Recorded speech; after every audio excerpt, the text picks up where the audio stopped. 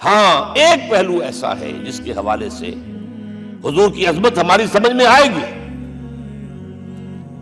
حضور ایک انسان کی حیثیت سے کیا تھے، ایک باپ کی حیثیت سے آپ کا کیا طرز عمل تھا. ذرا یاد کیجئے، جگر گوشہ رسول حضرت فاطمہ بتول رضی اللہ تعالیٰ عنہ وہ حاضر ہوتی ہے. ابا جان دیکھیے چکی پیس پیس کر یہ گٹے پڑ گئے میرے ہاتھ میں، یہ کنویں سے پانی لاتی ہوں، مشکیزیں کہ یہاں پر بندیاں پڑ گئی. حضور اب تو عام لوگوں پر بھی آسانیاں ہیں، لوگوں کے ہاں غلام آ گئے ہیں، کنیزیں آ گئی ہیں، مال و دولت آ گئی ہے. مجھے بھی کوئی غلام کنیز عطا ہو جائے. اور آپ کو معلوم ہے یہ لخت جگر نور چشم محمد کی سب سے پیاری بیٹی صلی اللہ علیہ وسلم، کوئی شک نہیں اس میں، فاطمہ کیا بیتی ہوگی حضور کے قلب پر. لیکن فرمایا کیا بیٹی، یہ دنیا کی چیزیں ہمارے لیے نہیں ہیں، میں تمہیں اس سے بہتر شے دیتا ہوں. تسبیح فاطمہ ہر نماز کے بعد 33 مرتبہ سبحان اللہ، 33 مرتبہ الحمدللہ، 33 مرتبہ اللہ اکبر کہہ لیا کر. لیکن سوچ لیجئے دل پر کیا گزری ہوگی صلی اللہ علیہ وسلم. حضرت عائشہ سے پوچھئے، حضرت خدیجہ سے پوچھئے حضور کیسے شوہر تھے، آپ سے زیادہ خواتین کے حق میں نرم، گھر کے کام کا جھاڑو دے رہے ہیں، کپڑے جو ہیں بوسیدہ انہیں سی رہے ہیں، گھر میں بیٹھے ہوئے یہ کام کرتے تھے. بہرحال ایک بات میں آپ سے عرض کروں، آپ انسان کی جس حیثیت کا بھی ذہن میں تصور کریں گے وہ ساری حیثیتیں محمد میں موجود ہیں صلی اللہ علیہ وسلم. محمد حاکم کی حیثیت سے بھی ہے، محمد سب سالار کی حیثیت سے بھی ہے، محمد قاضی القضات بھی ہیں، محمد ہیڈ آف دی اسٹیٹ بھی ہیں، محمد بیویوں والے بھی ہیں، اولاد والے بھی ہیں، محمد 5 وقتہ امام بھی ہیں، جمعے کے خطیب بھی ہیں، مدرس قرآن بھی ہیں، مربی بھی ہیں، مزکی بھی ہیں، اور ہر میدان میں بلند ترین مقام. کوئی ایسی جامع شخصیت ملے گی؟ ہمارے ہاں تو حال یہ ہے کہ جو خطیب صاحب ہوتے ہیں وہ 5 وقتہ نماز کیسے پڑھا سکتے ہیں؟ ان کا تو اونچا مقام ہے. 5 وقتہ نماز کے لیے تو علیحدہ چاہیے امام آپ کو.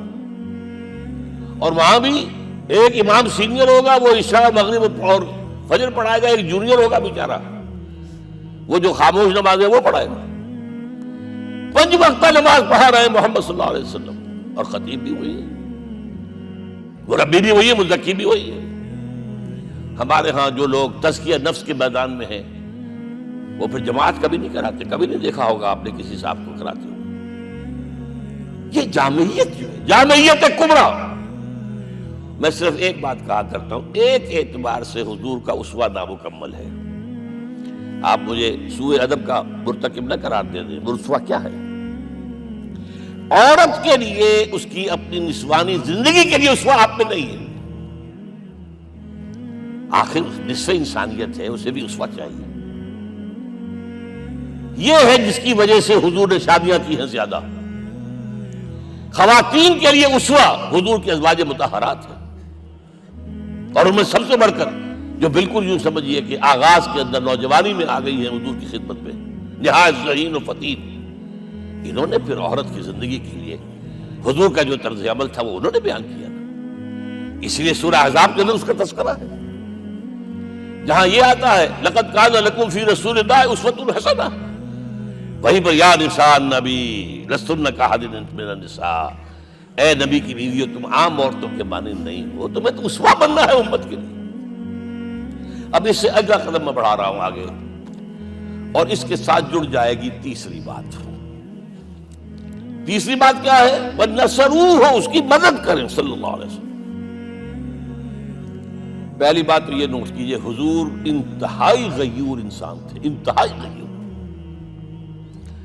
یہ کہا جاتا ہے کہ اگر حضور گھوڑے اس پر سوار ہوتے تھے اونٹ پر، اور آپ کا کوڑا نیچے گر گیا تو آپ یہ کسی سے نہیں کہتے تھے کہ ذرا یہ میرا کوڑا مجھے پکڑا دینا، یہ بھی گوارا نہیں تھا. آپ اونٹ بٹھا کر نیچے اتر کر اپنا کوڑا خود اٹھاتے تھے.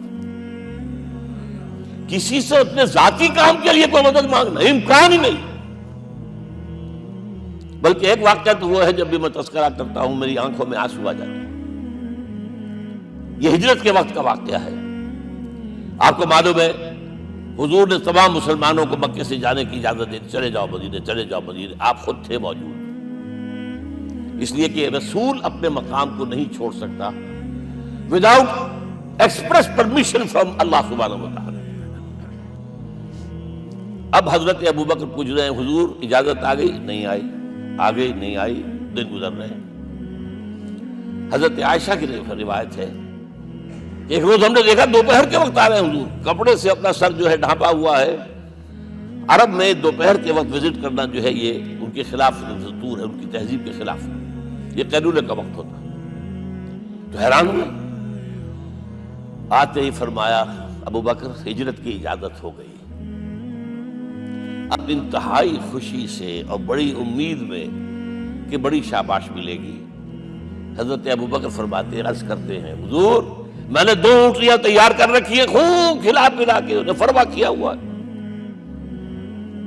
یہ ہجرت میں ہمارے کام آئے گی. حضور تھوڑا سا توقع فرماتے ہیں، پھر کہتے ہیں اچھا ٹھیک ہے، ایک میں استعمال کروں گا لیکن میں اس کی قیمت ادا کروں گا. حضرت ابوبکر رو پڑے. حضور مجھ سے یہ مغایرت، سائے کے تناب کے ساتھ رہنے والا، اس سے یہ مغایرت، ذرا سے اشارے پر اپنی کمسن بیٹی پیش کرتی نکاح کے اندر، اس سے یہ مغایرت. رو پڑے.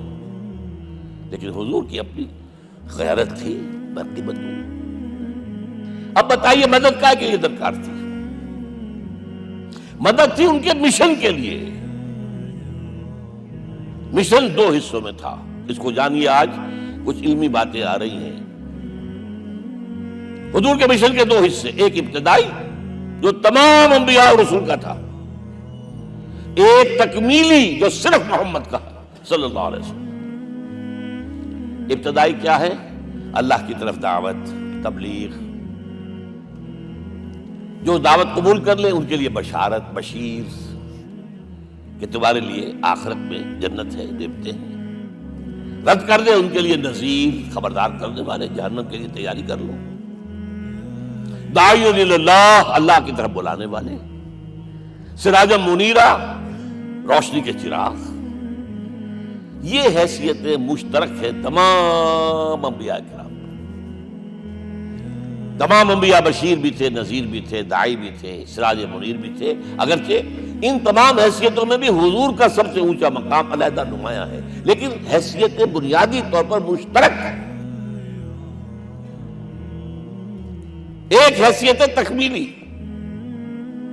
اور وہ کیا ہے؟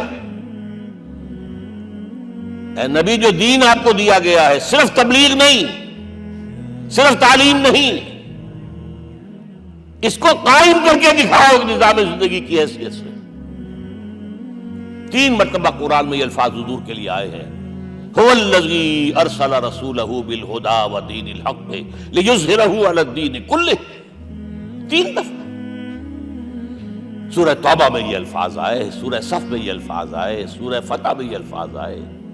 وہی اللہ جس نے بھیجا ہے اپنے رسول کو صلی اللہ علیہ وسلم، الہدا قرآن حکیم، ہدایت کاملہ، اور نمبر 2 دین حق.